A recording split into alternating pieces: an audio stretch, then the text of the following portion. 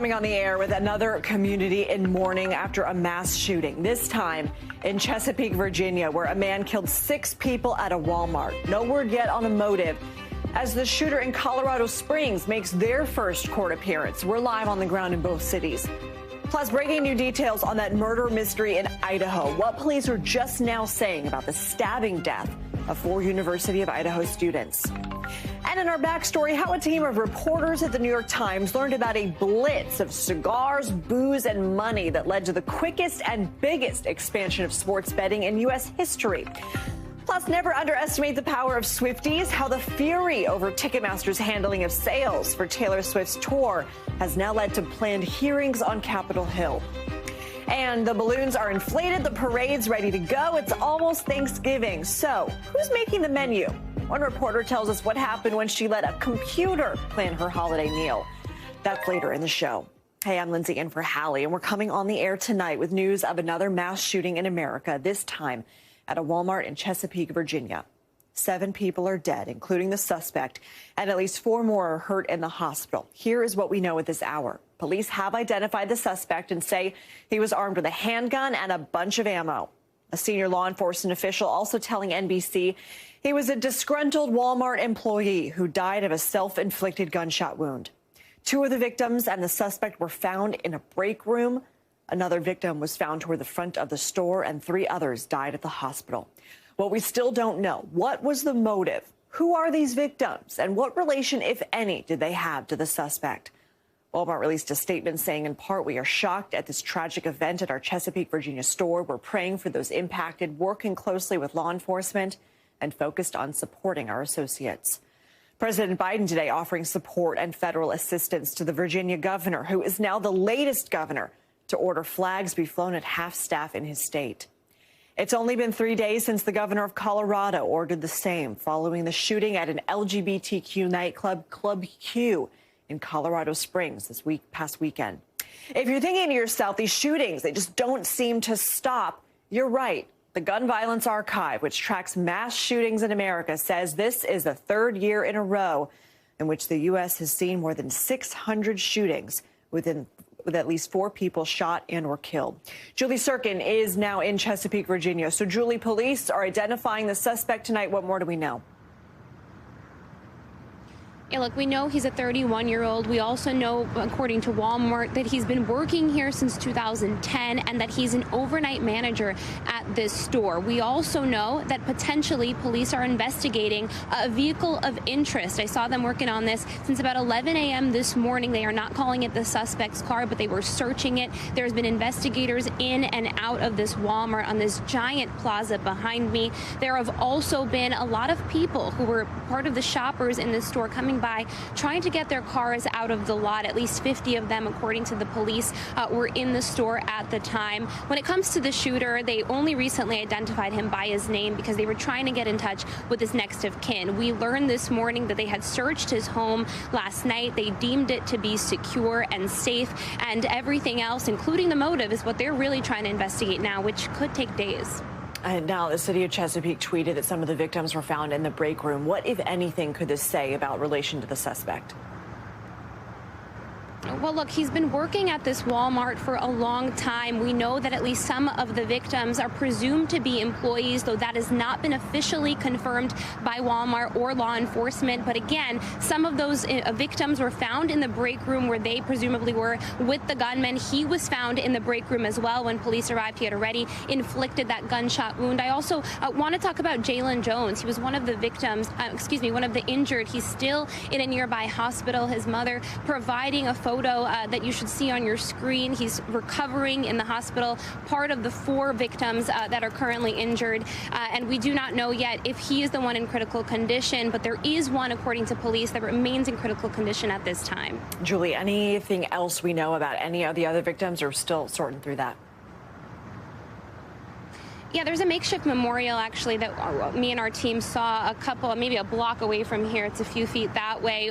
There was a name written on it. We do not know yet if she's one of the confirmed victims, but people here clearly reeling, a community just 2 days before Thanksgiving when the shooting happened, and dinner tomorrow certainly will not be the same at the tables for the families that have been in the store, ones that are currently reeling the loss of their loved ones.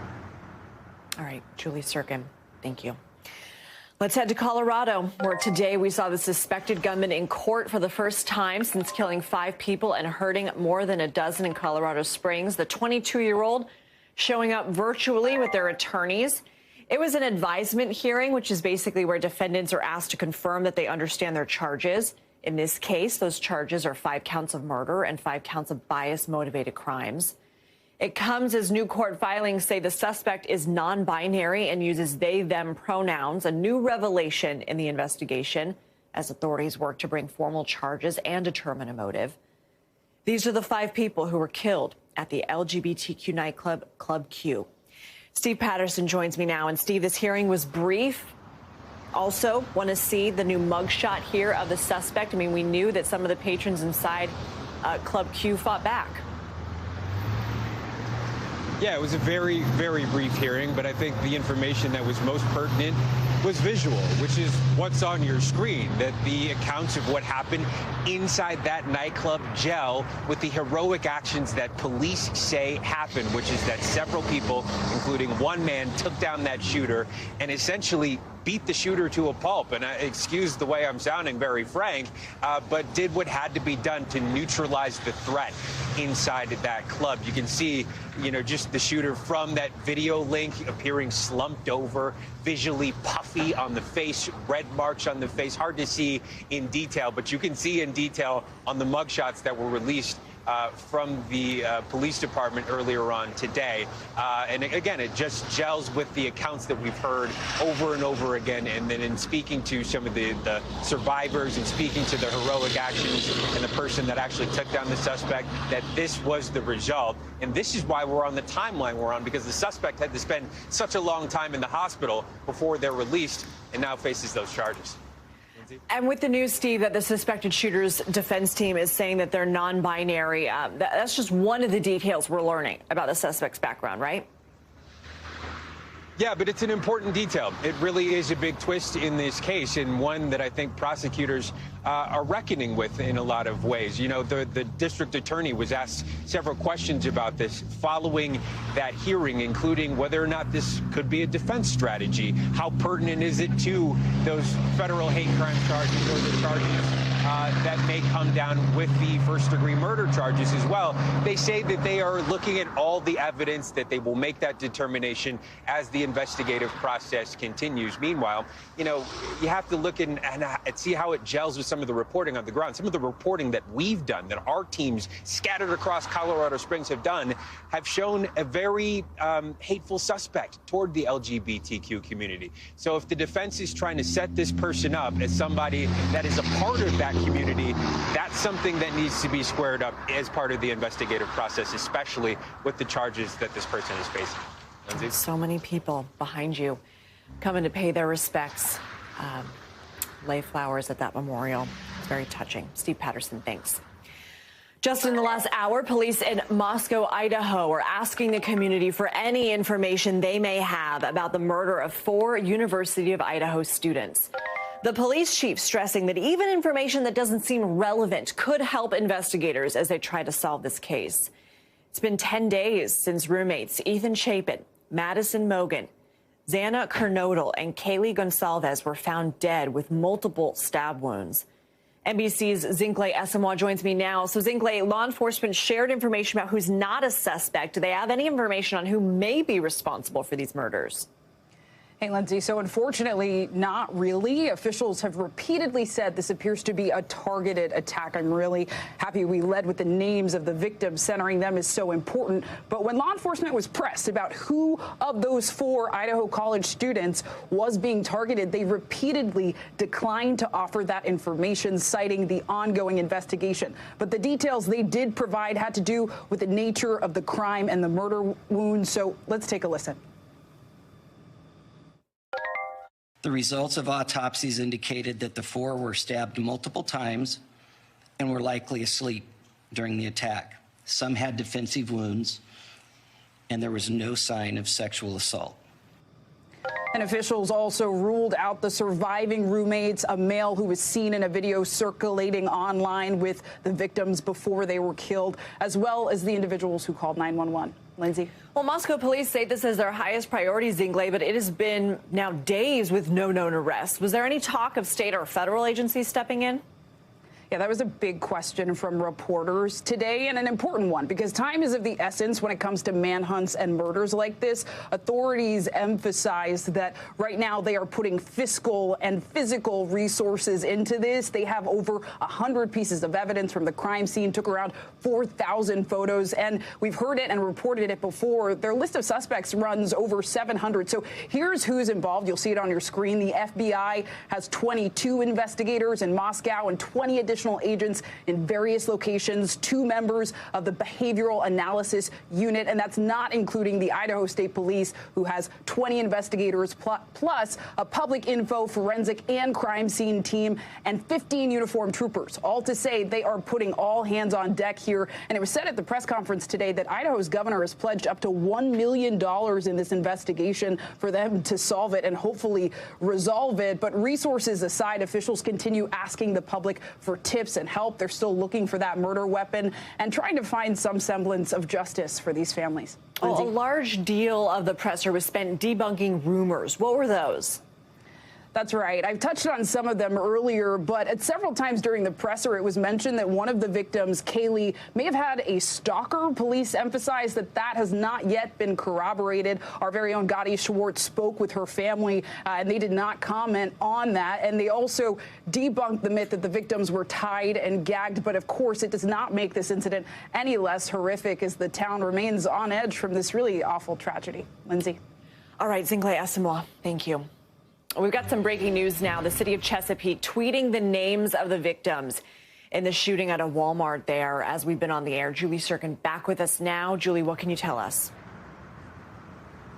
Yeah, Lindsay, just within the last couple of minutes, they've identified the victims that have lost their life in this shooting, saying, please join us in praying for the family and friends of these community members who we have lost: Lorenzo Gamble, Brian Pendleton, Kelly Pyle, Randall Blevins, and Tanika Johnson. There is also a 6th victim, a 16-year-old, that they will not be releasing the name of due to the fact that he is a minor. Lindsay.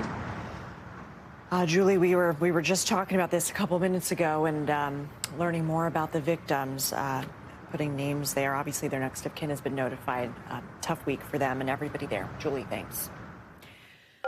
The legal peril facing former President Trump is showing no signs of letting up ahead of the holiday. According to new reporting in the New York Times, federal prosecutors with the DOJ want to speak with former Vice President Mike Pence as part of its investigation into whether anyone criminally tried to interfere with the transfer of power following the 2020 election.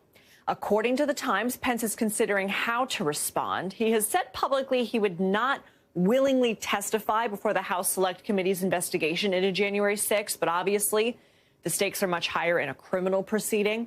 This development comes just days after Attorney General Merrick Garland appointed Special Counsel Jack Smith, a war crimes prosecutor, to take over the Justice Department's investigation. NBC News has not confirmed the Times reporting. The special counsel's office had no comment when reached by NBC News.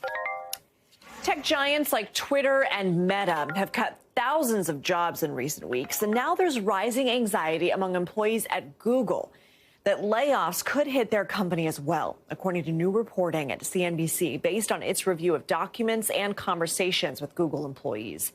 It comes as Google just experienced its weakest quarter for revenue growth in nearly a decade, with the exception of one period during the early days of the pandemic. Jen Elias covers Google now and the tech industry for CNBC. She joins me now. So you reported on employee anxiety about potential layoffs, but has Google itself given any indication of cuts? You know, they have in small ways. So, Lindsay, they have made little small cuts here and there. They've cut travel and some benefits and perks to employees, some swag, as it's known. And so it really hasn't been anything that large yet. What's happening right now is a little bit of radio silence. So employees are getting the sense of, well, there's all this talk about efficiency. We're seeing what's happening to other tech companies. and we're seeing these minor things get cut back. So is this indicative of something bigger down the line? And so far they're saying they're not really getting any straight answers from leadership. Why is this happening? I mean, when we talk about poor growth for Google here, what's behind that? Yeah, well, you know, as across the economy right now, there's a big trend of pullback in advertising spending, and it's affecting so many companies. Well, who is among the bigger advertisers or ad companies than Google? So they've shown so much growth, skyrocketed hiring each year for the last decade. And so this is something that's a bit unfamiliar for the company, for the workforce, and then, as you know, for the greater economy. Who could be in danger of losing their job, and what would be the timing of these potential layoffs? Well, Google employees say they have year-end reviews, performance reviews coming up. So they expect that if something does happen around cuts, it'll probably be something subtle to show up in their performance in the new year, perhaps. But the cuts we've seen across tech so far have been a lot of recruiting, hiring folks that are in those spaces, sales a little bit. So those would likely be the first kind of type of roles to be cut.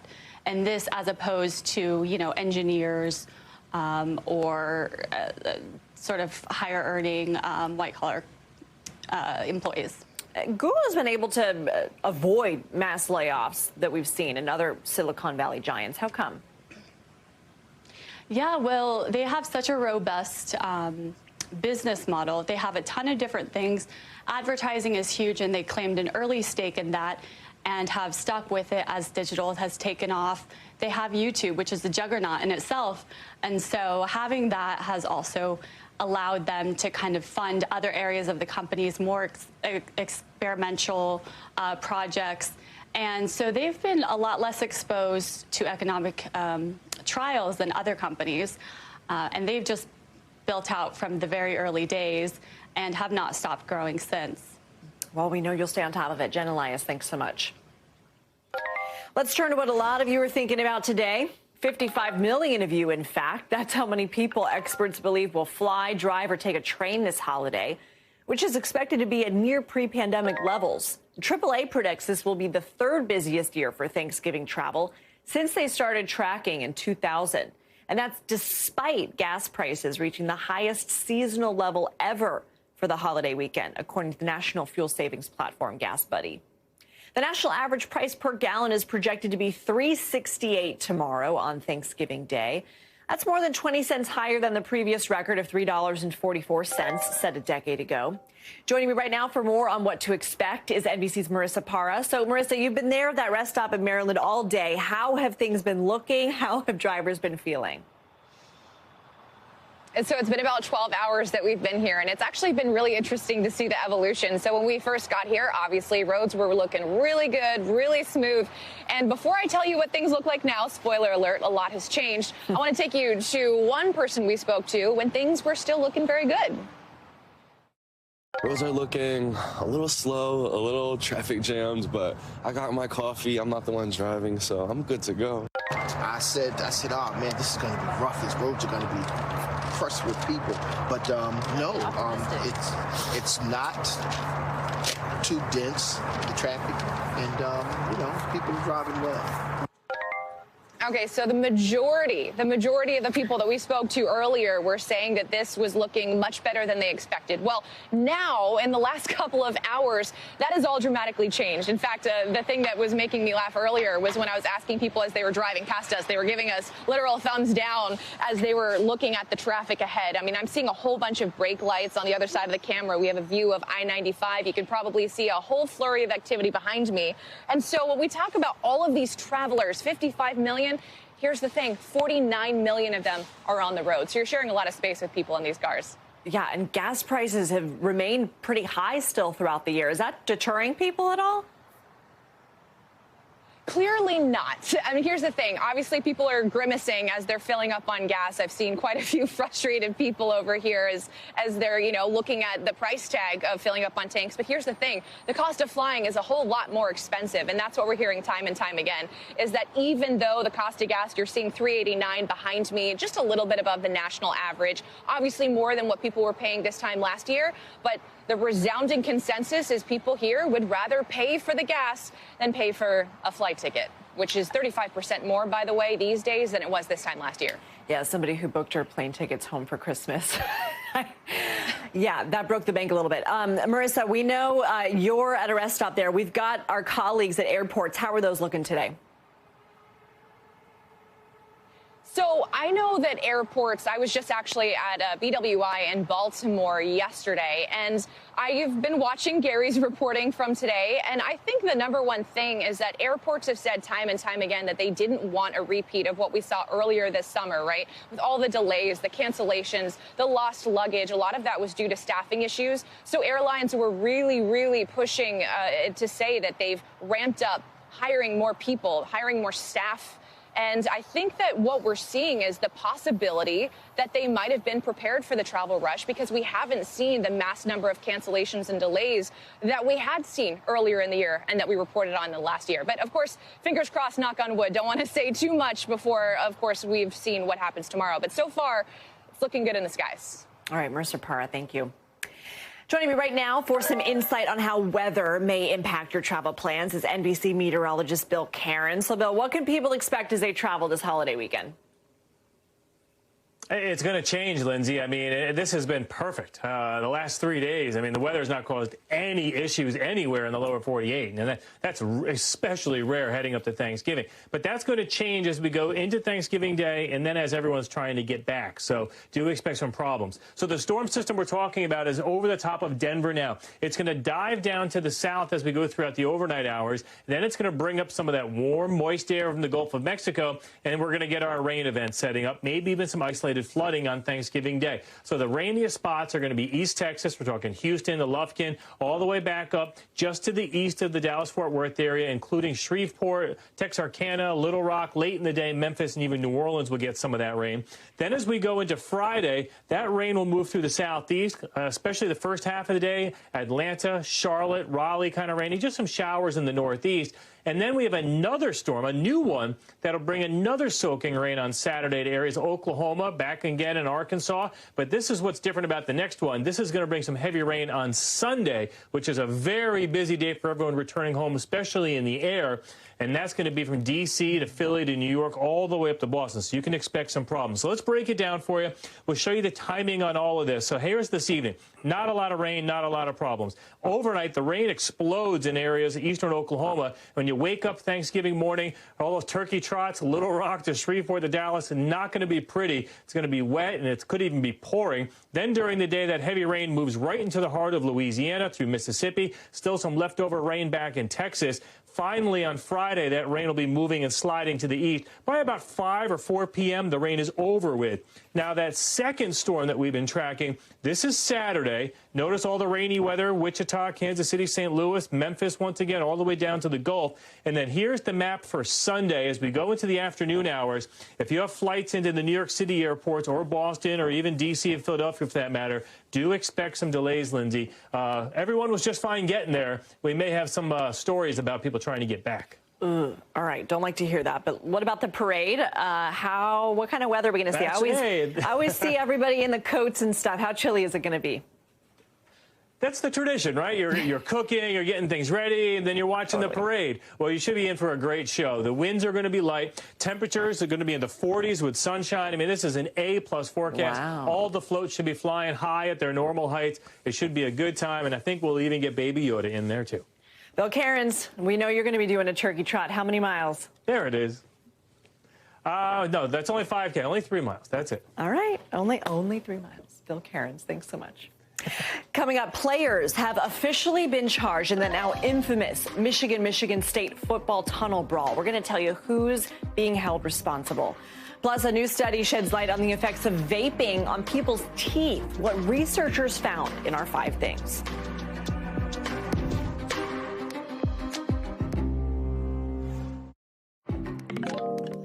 Senators from both sides of the aisle today say they're now taking the Taylor Swift Ticketmaster debacle to the next level, announcing a hearing to look at the lack of competition in the ticketing business of the live music industry. So you remember Taylor Swift announced her first stadium tour in 5 years. Swifties responded en masse trying to scoop up tickets on Ticketmaster. They had to wait hours and sometimes were sent to the back of the line. The site crashed. Then the site canceled the public sale of tickets altogether. Well, now Democratic Senator Amy Klobuchar and Republican Senator Mike Lee have released a bipartisan statement saying, in part, when there is no competition to incentivize better services and fair prices, we all suffer the consequences. It comes as the DOJ has been investigating Live Nation Entertainment, Ticketmaster's parent company, over whether it has abused its power in the industry. And after Taylor finally broke her silence, understandably angry, saying she's trying to figure out how to improve the situation for the future. Joining me right now is Scott Wong. So, Scott, one activist group estimates that Live Nation, again, Ticketmaster's parent company, controls about 70% of the live events ticketing market. What can we expect from a hearing? Well, we don't have a date yet for a hearing. We don't know if that's going to happen, if there's time in the lame duck session, or if this gets punted till the new year. We also don't have a witness list, but I think what we can be sure of is that Amy Klobuchar and Mike Lee, that bipartisan duo that you just mentioned, who are in charge of this Senate Judiciary Subcommittee looking at antitrust and consumer rights issues, they will want to hear from some of these executives from Ticketmaster and Live Nation, the parent company of Ticketmaster. They will want to haul some of these individuals up to Capitol Hill and really put them in the hot seat. To borrow a line from Taylor Swift herself, a lyric, they want to portray these executives as a monster on the Hill. In this case, that would be Capitol Hill. You know, we don't know exactly what this hearing will look like, but it's also possible that we could see some everyday Americans participate in this hearing, talking about their experiences and frustrations with Ticketmaster in buying some of those tickets, in dealing with some of these exorbitant prices and fees that we have seen along with these tickets from Ticketmaster. Scott Wong dropping some T-Swift lyrics. We're here for it. You know, the DOJ we mentioned has been investigating Live Nation even before all of this Taylor ticket chaos. What's that about, and could that fold into this hearing as well? Absolutely. Just to give you a brief history, back in 2010, DOJ did approve the merger between Live Nation and Ticketmaster with some big caveats. They ensured that Live Nation agreed to some requirements that would, allow for greater competition and in an effort to keep prices of tickets down. Obviously, there are a lot of problems with that, as we know from today and from this Taylor Swift situation. And so DOJ will be, as we understand it, it has launched an investigation months before this Taylor Swift fiasco. They are taking a look to make sure that Live Nation is, in fact, abiding by some of those rules that they laid out back in 2010. So let's say they have this hearing and they decide, yes, the ticket industry is essentially a monopoly. Realistically speaking here, what could Congress do? Well, basically, lawmakers that I've spoken to from the Senate and House Judiciary Committee have said, look, there are already antitrust laws on the books. There is this agreement that DOJ had with Live Nation going back to 2010. It was revisited again in 2019. And so what these lawmakers really want to see is some enforcement of the laws of this agreement. And we should, we will know in the coming months what that will look like. Hopefully we will hear from DOJ about what they find in their investigation. All right, Scott Wong, thanks so much. Thank you. Let's get you over to the 5 things our team thinks you should know about tonight. Number 1, 2 explosions near bus stops in Jerusalem killed a Canadian teenager and injured more than a dozen others this morning. Police say they were suspected attacks by Palestinians. The U.S. ambassador to Israel says 2 American citizens were hurt. The apparent attacks come amid heightened tensions between Israelis and Palestinians. Number 2, rescuers in Indonesia pulled a 5-year-old boy from the rubble today, 3 days after an earthquake hit, killing more than 260 people. Many are still missing, and some remote areas are unreachable. Number 3, the UK's top court told Scottish Parliament that it cannot hold a new independence referendum without getting permission from the British government. The leader of the Scottish party that backs independence said she was disappointed by the decision but respects it. The last referendum happened in 2014, and Scotland voted to remain in the UK 55% to 45%. Number 4, a new study suggests vaping may increase a person's risk for cavities and tooth decay. Researchers from Tufts University say the liquid in vape pens may cover teeth in a sugary, sticky film, which could create a breeding ground for cavities.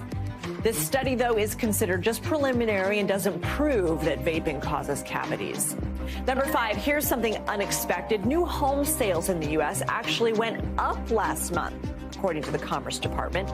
They climbed by 7.5%, even though mortgage rates are rising and prices remain high.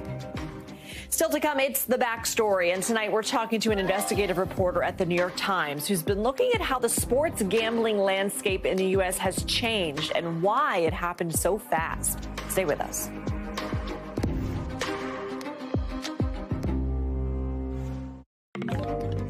It's time to get the backstory, our behind-the-scenes look at how a story comes together and how it fits into our bigger picture. And if you're watching the World Cup or football this Thanksgiving, or really any sporting event, you're going to be hit with a lot of ads. But there's one type of ad you're probably seeing now, probably more than ever. That's for sports gambling. The big reason is the explosion in legalized sports gambling since the Supreme Court struck down a federal ban in 2018, which now includes 36 states plus D.C. Maryland literally moved up their sports betting launch for today, so it'll be ready for Thanksgiving. Top companies like DraftKings and FanDuel making sure this could happen by donating $2.5 million to politicians and political parties and another $114 million to influence ballot measures. And this rapid rise is catching the eye of a team of reporters at the New York Times, which is releasing their findings in a year-long investigation titled A Risky Wager. The 4-part series looks at just how drastically the country's gambling landscape has changed and why it happened so fast. Among the findings, the companies have paid at least 8 major universities, including Colorado, Michigan State, and Louisiana State, to let them promote gambling on campus. How Penn Entertainment made controversial Barstool Sports founder Dave Portnoy its most prominent spokesman, despite his past bankruptcy for gambling. How state regulators are struggling to keep up with enforcing new rules in what's basically a new industry. And how a lobbying blitz, complete with cigars, booze, and money, helped convince state lawmakers to back legalization and give incredibly favorable terms to gambling companies. All that has led to a lot less tax revenue for states than they thought they would get. That last piece was written by Eric Lipton. He's an investigative reporter for the New York Times. So, Eric, what inspired you and your colleagues to start looking into this? Well, just like you said, we saw these advertisements everywhere, and it was not only on television, but on social media. It really sort of follows you on social media. And it just was like, well, where did this come from? How did we, enter this period of just such a transformation in sports, which is such an incredible part of American culture? How did sports, which, the Pete Rose had been so, kind of ostracized and set aside by Major League Baseball, and now the sports leagues themselves are part of a gambling enterprise. And so we wanted to understand, how did this come about, and how did this transformation and this huge cultural force take place? So we decided to put together a team of reporters to understand and to sort of back up, take a few steps back, and understand where did this come from.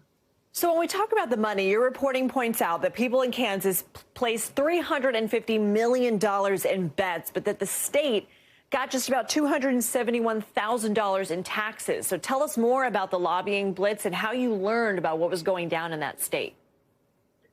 One of the incredible things about working for the New York Times is that, we're able to kind of really embed ourselves into the environments that we're writing about. So I effectively moved, for a while, as was in Kansas and also in Missouri, just there in the state capitals, watching for, days on end, just standing there in the hallways with the other lobbyists, getting to know them, and just watching them do their magic. And so I became part of the crowd, and I bought one-way tickets and flew out to Jefferson, flew to Jefferson City in Missouri and to Topeka and stayed in the hotel right next to the Capitol and in the two different places and just was on the ground watching. And I got to know all the lobbyists. I got to know the lawmakers. And I went to the receptions that they had where they were serving them up as much food and booze as they could eat or drink. And I was there with the lobbyists that would go to the local bars and hang out with the lawmakers. And I just, I watched this all go down, and I saw them change the terms of the agreement based on what the lobbyists wanted. And it was pretty extraordinary to see just how influenced the lawmakers were by what the lobbyists wanted. And because really, what was in Missouri, there were 80 different sports betting lobbyists working on this. It was just crazy. I mean, 80 lobbyists in Missouri. And there was just overwhelming numbers of lobbyists were just standing there in the hallways, grabbing the individual lawmakers to try to get them to change the law as they wanted it. So one thing I'm very curious about is you spend all this time embedding in the area, your work is published, you push it out into the ether, and then what next? What's been some of the response that you've gotten? We've, a lot. I think that, it's funny because today was the day, as you mentioned, that Maryland opened up for the first time, for mobile betting. And also today, the same day, in Great Britain, the Times of London publishes a newspaper story. The headline is "Big Rise in Gambling Addictions. Clinics and hospitals see suicidal young men." Gambling clinics are filled of young men in football shirts who fall into the predatory tactics of betting firms, including a boom in addictive in-play sports betting.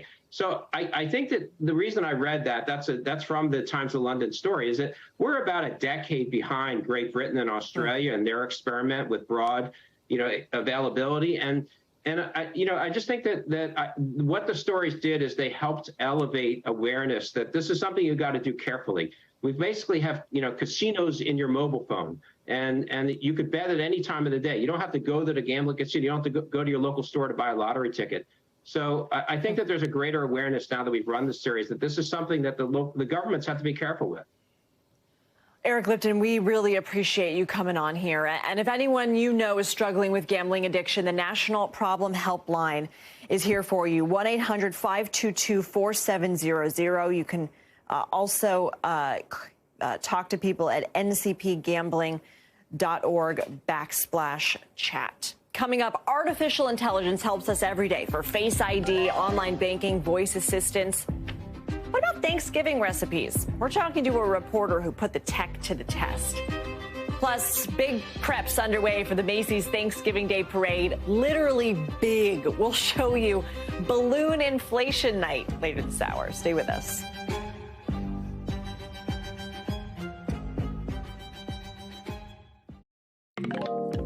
NBC covers hundreds of stories every day, and because you probably couldn't possibly read, watch, or listen to all of them, our bureau teams have done it for you. So this is what they tell us is going down in their regions in a segment we call The Local.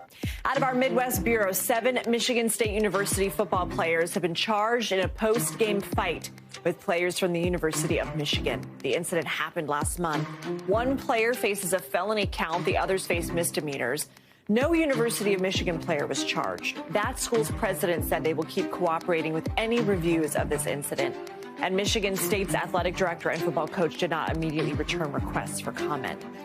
From our West Coast bureau, want to go on a treasure hunt like the kids in the Goonies? Well, now you can. The house featured in the film is on the market. It's listed at a little more than $1.5 million in Astoria, Oregon. Listing agents say it comes with an iconic level of fame. Out of our East Coast bureau, TSA agents rescued a cat trapped inside a suitcase after it popped up on the X-ray scanner at a New York City airport. A TSA spokesperson said it was implied that the cat had jumped into the suitcase without the traveler's knowledge. So remember, if you're flying home for the holidays, check that your pets aren't in your checked bag. All right, think about your favorite holiday recipe. It's probably been handed down through generations. Maybe you've memorized it. Maybe it's written down on one of those spill-stained recipe cards, like these from our team here. Notes and updates learned over the years, maybe in handwriting of our loved ones past. A lot of people tend to stick to the same stuff for Thanksgiving. Mashed potatoes, green bean casserole, the classics. But the New York Times wanted to see if artificial intelligence could come up with something new, because researchers are using AI to actually write recipes, analyzing thousands of ones online in search of the best techniques. And the Times put that technology to the test. Priya Krishna is a food reporter for the New York Times and joins me now. So, Priya, you actually made Thanksgiving recipes that this AI churned out. How did that go? The short answer is not well. I was really hopeful for the AI recipes. I was like, it's taking the knowledge of the internet and producing recipes personalized to me. You know, some of them seemed a little weird, but I thought, you know, maybe there's something here. But, you know, ultimately, some of the recipes range from barely edible to disgusting. All right, we got some pictures to share. So we're going to show you what AI said the recipe would look like and what it actually looked like when you finished. I mean, all right, non-stuffing. I never thought of making stuffing with naan. Sounds delicious. Do we have any other examples that we can throw up? There we go. Here's a pumpkin spice chaat here. I mean, if you guys, you know, if it's not coming out well for you guys, the rest of us are doomed. Look at this cake. Ouch, that's sad. I cannot recommend artificial intelligence generated recipes. However, I will say that one thing that we talked a lot about is how artificial intelligence is already weaving its way into cooking. I mean, think about, you ask Alexa to convert ounces to cups, that's artificial intelligence. You Google pumpkin pie recipes and you select the best one, search engines are artificial intelligence. So yes, the experiment didn't churn out amazing recipes, but I think there are ways that this technology could help us as cooks in the future. So it seems like you and your team at New York Times Cooking are safe, right? I mean, what did you guys do? Our jobs are safe for now. What else did you learn from the experiment?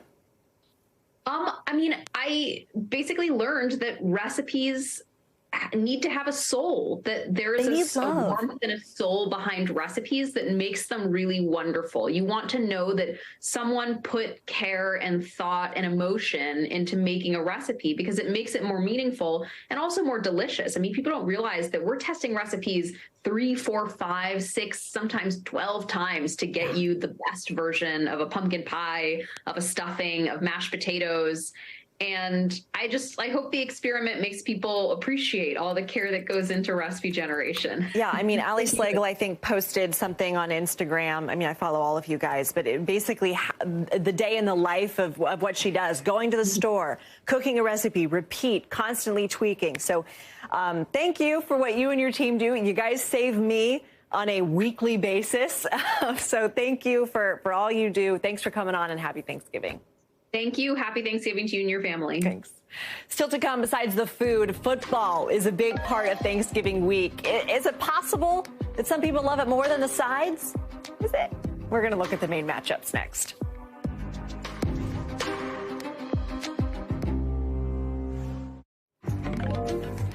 Moments ago, we got an update about what to expect at Macy's Thanksgiving Day Parade tomorrow, one of the most quintessential holiday events. Mayor Eric Adams, along with NYPD Commissioner and others, saying the parade will be bigger and better than ever. And when it comes to security, there's no credible threat to tomorrow's event.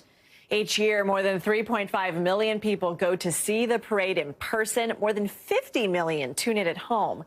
So today it was full of parade prep mode, getting more than a dozen giant character helium balloons ready, as well as all those floats and marching bands. Jay Gray joins me now. So, Jay, we saw crowds of people still behind you getting a jump on everything, seeing those balloons get inflated. What can we expect from the parade?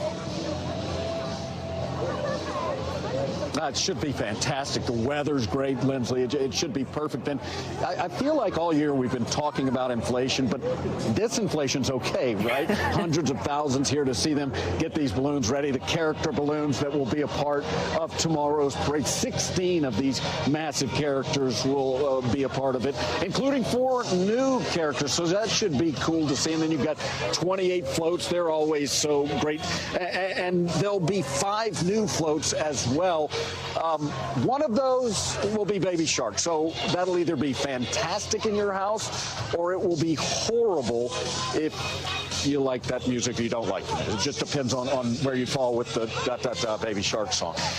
Performers will be out. Paula Abdul, Gloria Estefan, and her whole family performing. That'll be neat to see. And what would the transition from Thanksgiving to Christmas be without Mariah Carey? So she'll be performing as well. You've got 12 marching bands. That's always cool to see the kids that get to come to New York and play for the parade, and the millions, as you talked about, that will line the streets here.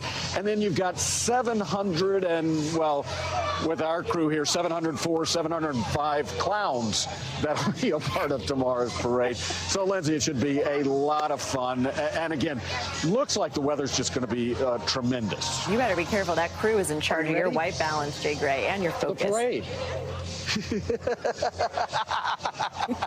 You're right. Jay, one more thing. We got an update on security. Anything more about tomorrow's event? Yeah, look, as you talked about, no credible threats here. They're not taking any chances, that's for sure. There are units out and around this entire area, and a lot of officers you don't see, making sure everything goes well. So no threats, no real issues that police are concerned about, but not taking any chances. And part of that is a real show of force. So it's good to see, with the crowds coming back, to see the police here as well to make sure things stay safe. And Jay, it is good to see you on a happy story. You've been doing so much incredible reporting over in Ukraine, so it's nice to see kind of a sense of normalcy, right? Very kind. Thank you. Thank you. Yes, absolutely. Good. Jay Gray, thank you so much. Appreciate it. Everybody can't wait for the parade, of course. For millions of Americans, tomorrow is all about the 3 Fs: food, family, and football. There will be a lot of football to go around this weekend. On the college level, it's rivalry week. That means teams are running out of time to make a good impression on the College Football Playoff Committee. Only the top 4 will make it. And the stakes couldn't be higher for arch rivals Ohio State and Michigan. The two will play on Saturday in Columbus. It's a matchup so legendary, people just call it the game. The loser likely won't make it to the playoff. As for the NFL, they've got a full slate of games tomorrow. Bills-Lions at noon, Giants-Cowboys at 4, and Vikings-Patriots on NBC in prime time.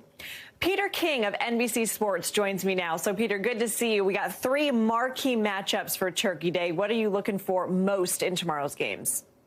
Well, Lindsay, it's the best Thursday Thanksgiving game triple header, I think, since NBC started doing the Thursday night game on Thanksgiving. There used to be only 2. I think this is the best triple header there's been. First of all, the Bills are not playing the weak sister Detroit Lions. The Lions have won 3 in a row, and the Bills come in having righted the ship a bit on Sunday against Cleveland, but this is not going to be an easy game for Buffalo, I don't think. In the second game, I think Dallas is going to lay it on the Giants. The Giants are extremely injured right now coming into that game. And then the night game, Minnesota's better than New England, but Bill Belichick has a way of coaching his team to beat better teams. He's been doing it his whole career, so I think NBC's got a good one on Thanksgiving night. Well, Thanksgiving is usually the point in the season that really signals we're in the home stretch. So is there any one team that's really impressed you more than any other? Well, I mean, look, the usual suspects have been impressive. Kansas City has been impressive. Philadelphia has been impressive. But there's one team that fascinates me. Baltimore has been impressive. One team that impresses me or intrigues me going down the stretch, and that is the Miami Dolphins. In the 7 games that Tua Tagovailoa has started and finished, the Dolphins are 7-0. They don't have an impossible schedule going down the stretch. And so to me, when I look at Miami is a team that could steal the AFC East from Buffalo. And Miami's a team that can do a lot of damage in the playoffs. What storylines should we be looking at for the back third of the season? I think the biggest one is going to be whether anybody can topple Kansas City in the AFC. because even though they lost at home to Buffalo a month or so ago, they have gotten well at the right time. And every time Patrick Mahomes has gotten late in games to have a drive he absolutely has to make, he always makes it. So I think that in the AFC is the big one. And in the NFC, I still think the Eagles are the best team, even though they've fallen to earth a little bit. So to me, I think San Francisco or Philadelphia, those are the two teams that have the best shot as we head down the home stretch of representing the NFC in the Super Bowl. All right. Peter King, thanks so much. A very happy Thanksgiving to you and your family. Thank you, Lindsay. And that's a wrap for me this hour. We will have more for you tomorrow. Happy Thanksgiving, everybody. Coverage picks up right now.